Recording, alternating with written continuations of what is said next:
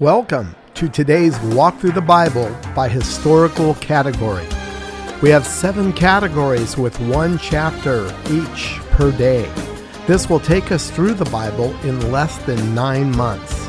This English Standard Version of the Bible is being read by my favorite Christian voice, Max McLean. Our second category walks us through Israel's history, beginning with the book of Joshua through the book of Esther. 2 Chronicles 35. Josiah kept a Passover to the Lord in Jerusalem, and they slaughtered the Passover lamb on the 14th day of the first month. He appointed the priests to their offices and encouraged them in the service of the house of the Lord. And he said to the Levites, who taught all Israel and who were holy to the Lord, "Put the holy ark in the house that Solomon the son of David, king of Israel, built. You need not carry it on your shoulders. Now serve the Lord your God and his people Israel. Prepare yourselves according to your fathers' houses by your divisions, as prescribed in the writing of David king of Israel and the document of Solomon his son. And stand in the holy place according to the groupings of the fathers' houses of your brothers, the lay people, and according to the division of the Levites by fathers' household.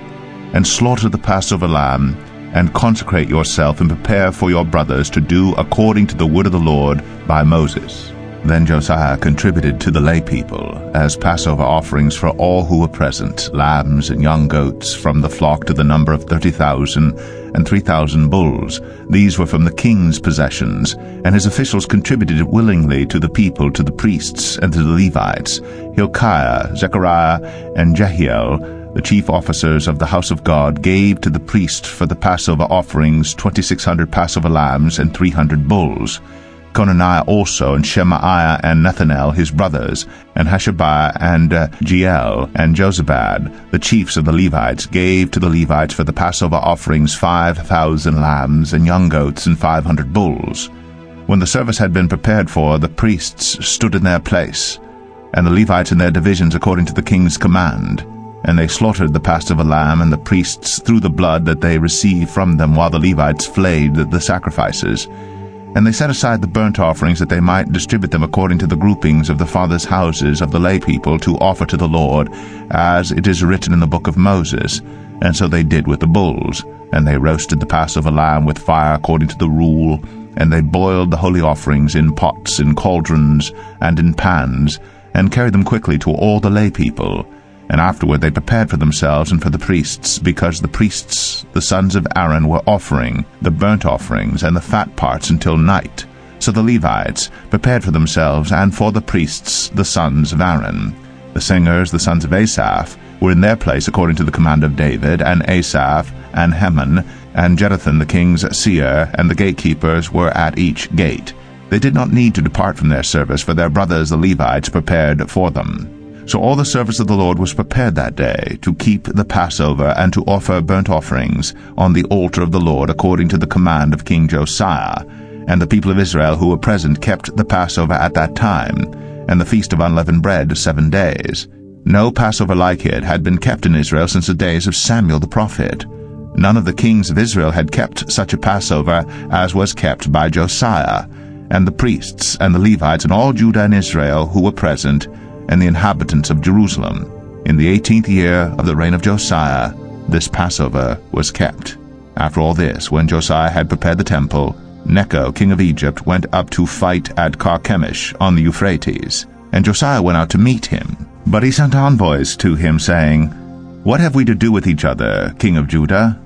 I am not coming against you this day, but against the house with which I am at war. And God has commanded me to hurry. Cease opposing God who is with me, lest he destroy you."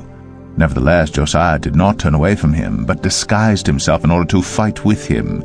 He did not listen to the words of Necho from the mouth of God, but came to fight in the plain of Megiddo. And the archers shot King Josiah.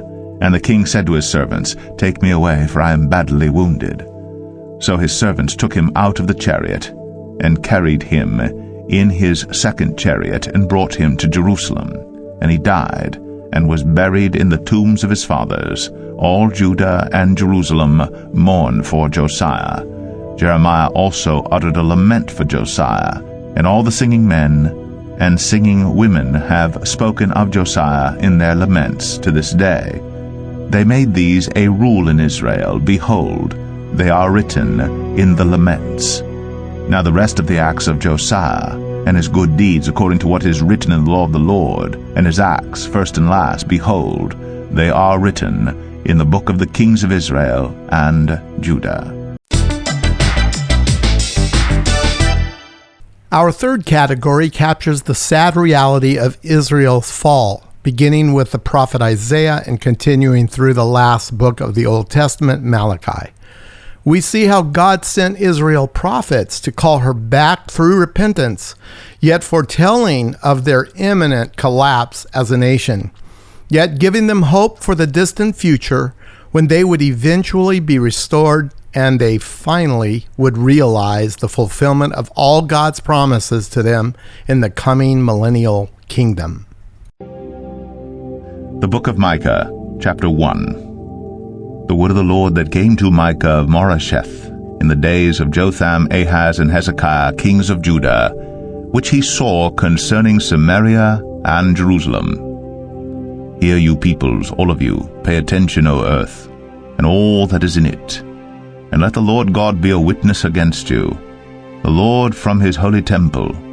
For behold, the Lord is coming out of his place, and will come down and tread upon the high places of the earth.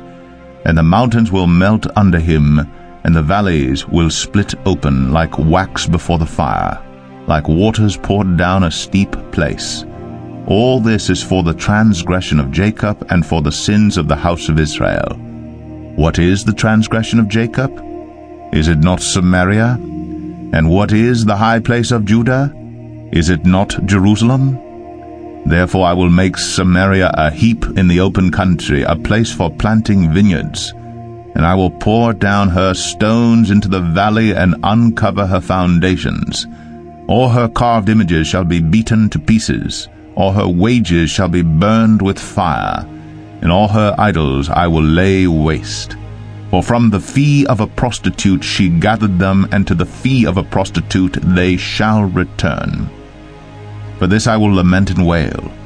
I will go stripped and naked, I will make lamentation like the jackals, and mourning like the ostriches. For her wound is incurable, and it has come to Judah. It has reached to the gate of my people, to Jerusalem. Tell it not in Gath, weep not at all. In Beth-le-Aphrah roll yourselves in the dust. Pass on your way, inhabitants of Shaphir, in nakedness and shame. The inhabitants of Zaanan do not come out. The lamentation of Beth-ezel shall take away from you its standing place.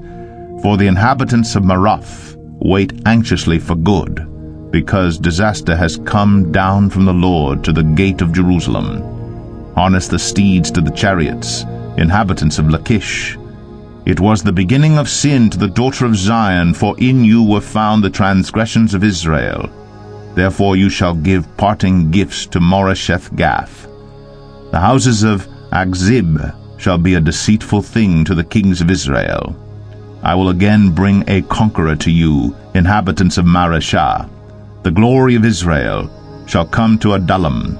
Make yourselves bald and cut off your hair, for the children of your delight. Make yourselves as bold as the eagle, for they shall go from you into exile.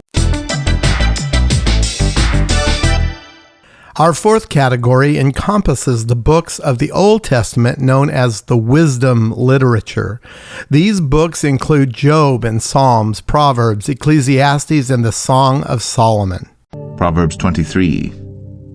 When you sit down to eat with a ruler, observe carefully what is before you, and put a knife to your throat. If you are given to appetite, do not desire his delicacies, for they are deceptive food. Do not toil to acquire wealth. Be discerning enough to desist. When your eyes light on it, it is gone, for suddenly it sprouts wings, flying like an eagle toward heaven. Do not eat the bread of a man who is stingy. Do not desire his delicacies, for he is like one who is inwardly calculating. Eat and drink, he says to you, but his heart is not with you. You will vomit up the morsels that you have eaten, and waste your pleasant words. Do not speak in the hearing of a fool, for he will despise the good sense of your words. Do not move an ancient landmark, or enter the fields of the fatherless, for their Redeemer is strong. He will plead their cause against you. Apply your heart to instruction, and your ears to words of knowledge. Do not withhold discipline from a child. If you strike him with a rod, he will not die. If you strike him with a rod, you will save his soul from Sheol. My son, if your heart is wise, my heart too will be glad. My inmost being will exult when your lips speak what is right. Let not your heart envy sinners, but continue in the fear of the Lord all the day. Surely there is a future, and your hope will not be cut off. Hear, my son, and be wise, and direct your heart in the way. Be not among drunkards, or among gluttonous eaters of meat. For the drunkard and the glutton will come to poverty, and slumber will clothe them with rags. Listen to your father who gave you life, and do not despise your mother when she is old. Buy truth, and do not sell it. Buy wisdom, instruction, and understanding.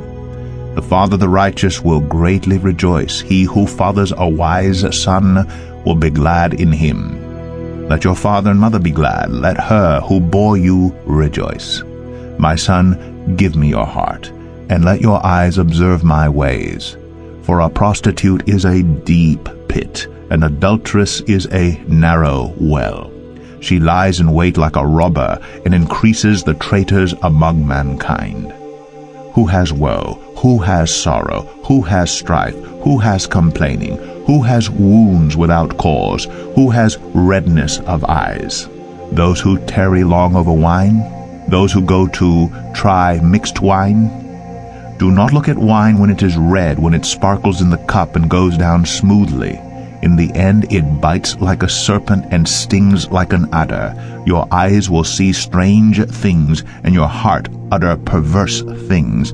You will be like one who lies down in the midst of the sea, like one who lies on the top of a mast. They struck me, you will say, but I was not hurt.